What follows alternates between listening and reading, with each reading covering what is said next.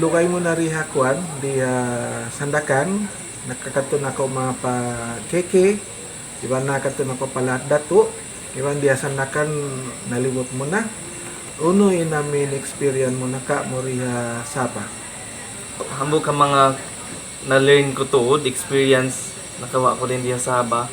Muna-muna bangsa. Okay, bangsa sog, kita ko yung pag-ayupot nila rin diya bisita.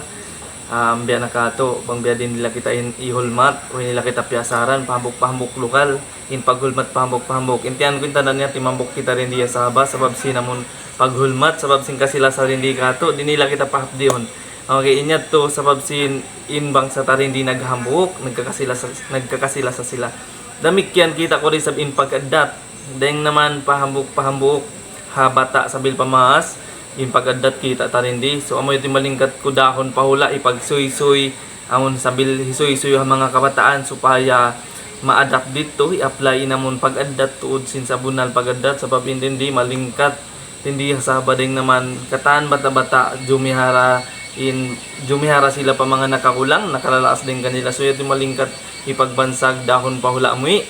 O sa damik yan dukaing ethnic in Taurindi Sabah sa naghambok na sila nagkakasila sa raway to ni pagigil changki to ni pag habugono no ito ni pag atak-atak sumalingkat kita ako matawd kaya karanta nakakatanda niya kapag model kita sa babindat sa igwata nakakad kita mga pagsumad za. So alhamdulillah yato may nang ko pangadyan dahon tapawla ipagsuy-suy pa mga huling bata.